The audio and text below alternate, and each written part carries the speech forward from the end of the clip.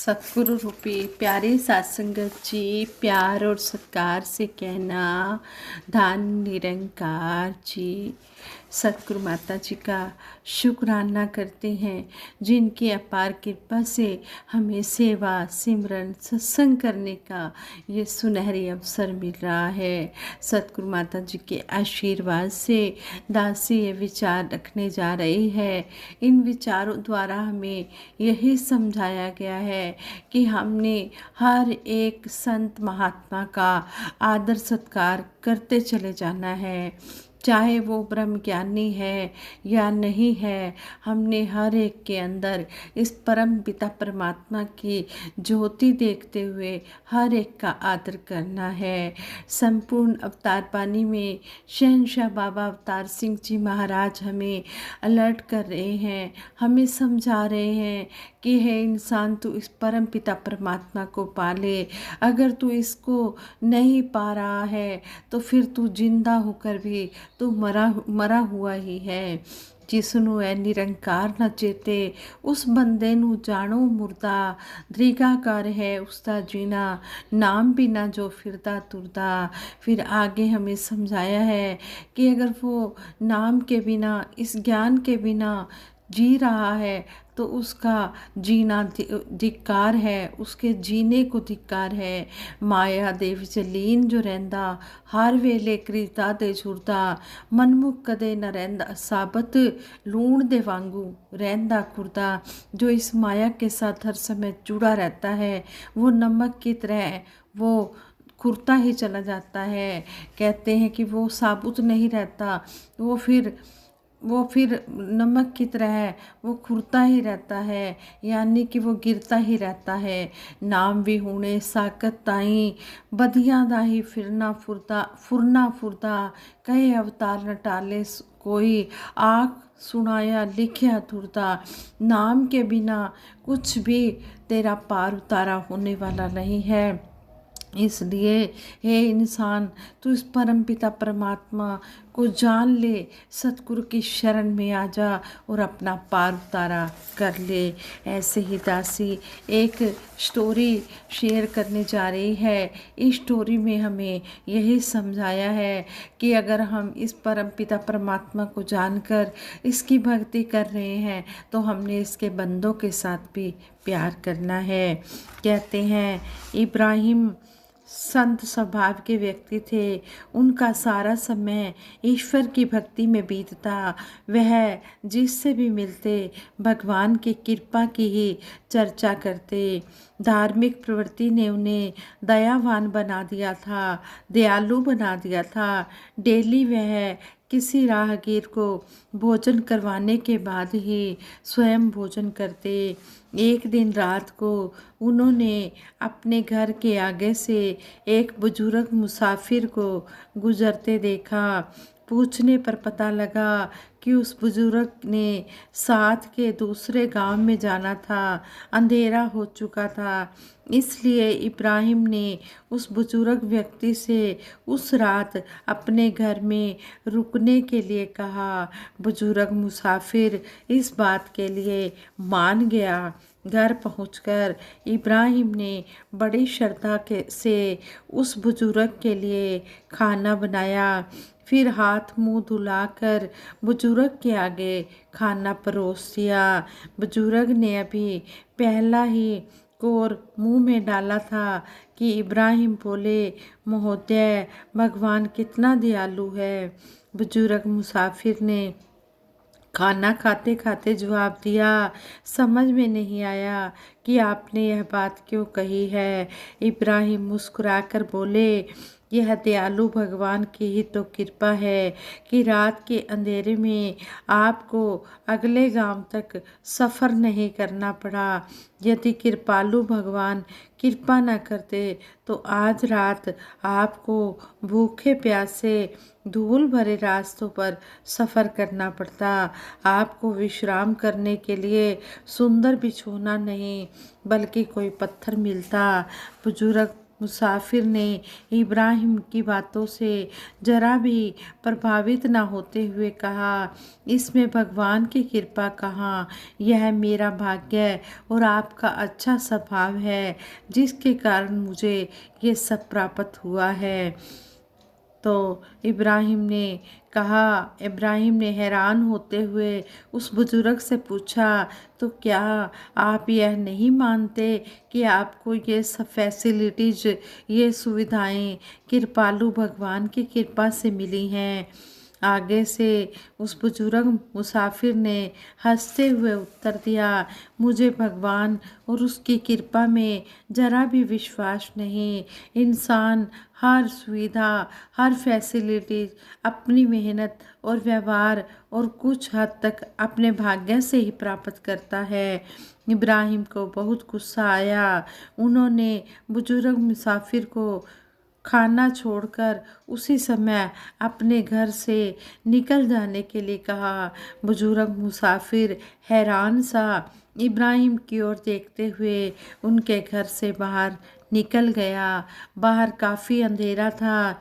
इब्राहिम के मन में कुछ दया भी आई, लेकिन फिर भी वह भगवान की कृपा से इनकार करने वाले को अपने घर में ठहराने के लिए तैयार नहीं हुए। जब इब्राहिम सो गए तो उन्हें सपने में भगवान ने पुकारा। आवाज़ सुनकर इब्राहिम उठे। भगवान ने उनसे पूछा, इब्राहिम, बुजुर्ग मुसाफिर कहाँ है? आगे से इब्राहिम ने उत्तर दिया, भगवान, उसे तो मैंने घर से निकाल दिया है। भगवान ने पूछा, आपने क्यों घर से निकाल दिया है? उसने आपका अनादर किया था क्या, इसलिए? उसने आगे से इब्राहिम ने कहा कि भगवान, उसने आपका अनादर किया था, इसलिए मैंने उसे अपने घर से निकाल दिया है। इब्राहिम वह भगवान ने कहा, इब्राहिम, वह बुजुर्ग पूरे 100 साल से मेरा अनादर कर रहा है, लेकिन मैंने उसका बुरा नहीं किया। तुम उसे एक दिन भी नहीं सह पाए। तुम कैसे महात्मा हो और मेरे बनाए जीवों का अनादर करके तुम मेरा आदर करने का भाव कैसे रख सकते हो? क्या ऐसे मैं खुश हो जाऊंगा? अगर तुम मेरे बनाए बंदों के साथ अनादर करोगे और मेरा आदर करोगे तो मैं कभी भी खुश होने वाला नहीं हूँ। यह कहकर भगवान अलोप हो गए। हम भी अक्सर इब्राहिम वाली भूल कर बैठते हैं। इससे बचना ही सबसे अच्छी बात है। हमने कभी भी भूल कर भी किसी का बुरा नहीं करना, किसी का अनादर नहीं करना। हर घट में ये परमपिता परमात्मा बैठा है। हमने हर एक को प्यार देना है, आदर करना है। उनका कर्म उनके साथ है। हमें जो सतगुरु ने सिखाया है, हमने अपना कर्म हमेशा अच्छा ही करना है, अच्छे ही कर्म करते चले जाना है।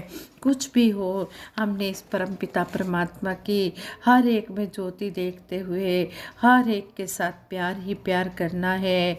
माता सुविंदर जी, युग निर्माता माता सुविंदर जी महाराज भी हमें हमेशा यही समझाते कि कुछ भी हो, सिर्फ प्यार ही प्यार हो। हम सब आपस में मिलकर प्यार से रहें और मिशन को आगे से आगे बढ़ाते चले जाएं। हर एक महापुरुष को इस मिशन का लाइट हाउस बनना है। लाइट हाउस बनने के लिए किसी पद प्रतिष्ठा की ज़रूरत नहीं है। लाइट हाउस बनने के लिए कोई निशान नहीं होता जिससे नज़र आए कि ये लाइट हाउस है, बल्कि हमारा जीवन ही ऐसा हो कि जो भी हमें देखे वो बोले, अच्छा ये निरंकारी महापुरुष हैं, ये सतगुरु बाबा हरदेव सिंह जी महाराज के शिष्य हैं, यानी कि सतगुरु माता सुदीक्षा जी महाराज जो हमारे वक्त के सतगुरु हैं, अब ये उनके शिष्य हैं। हम इंसानों ने हवा में एरोप्लेन की तरह उड़ना सीखा, हमने पानी में मछली की तरह तैरना सीखा। अब जो चीज़ें बाकी हैं वो सिर्फ धरती पर इंसानों की तरह रहना है। अब सबकी रिस्पॉन्सिबिलिटी है कि हम सभी सतगुरु की शिक्षाओं के साथ मिलजुल कर आगे बढ़ते चले जाएं। जैसा हमें सतगुरु देखना चाहते हैं वैसे अपने मन में भाव बनाकर प्यार के साथ अमल करते हुए, कर्म में लाते हुए, प्यार, सहनशीलता, इंसानियत के साथ मिशन को ऊंचाइयों तक पहुंचाएं। हम अक्सर इंसानों के साथ पहचान जोड़ देते हैं कि ये ऐसा है, वो ऐसा है, कि हम क्या इतने पूर्ण हैं जो दूसरों को ऐसे कह सकते हैं। यह निरंकार पर छोड़ दें कि कौन कैसा है या कोई क्या कर रहा है, इससे ही हम सहज अवस्था अपनाए रख सकेंगे। कमल का फूल कीचड़ में रहकर इतना सुंदर लगता है, वह सुंदर ही नहीं लगता, बल्कि जब खूब सारे फूल खिले होते हैं तो वो कीचड़ को इस कदर ढक देता है कि कीचड़ किसी को नज़र भी नहीं आता, सुंदरता ही नज़र आती है। इसी तरह ही महापुरुषों का जीवन होना चाहिए। हम सब ने अहंकार को छोड़ना है, सेवा, सिमरन, सत्संग बढ़ चढ़कर खुद भी करनी है और औरों को भी प्रेरणा देनी है। अपने परिवार को, अपने बच्चों को भी आगे लेकर आना है और हमने कंधे से कंधा मिलाकर इस मिशन को ऊंचाइयों तक पहुंचाना है। जहाँ पर सतगुरु बाबा हरदेव सिंह जी महाराज पहुंचा हुआ देखना चाहते थे, हमने वहाँ पर मिलजुल कर अपने मिशन को लेकर जाना है।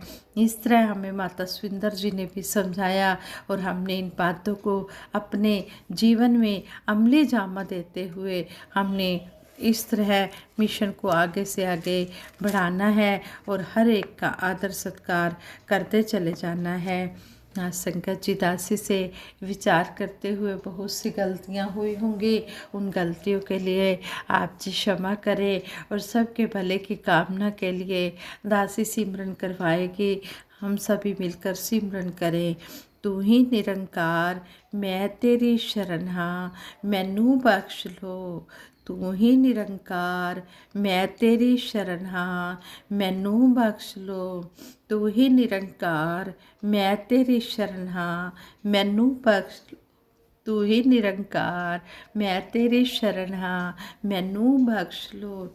बोलिए सतगुरु माता सुदीक्षा सविंदर हरदेव जी महाराज की जय।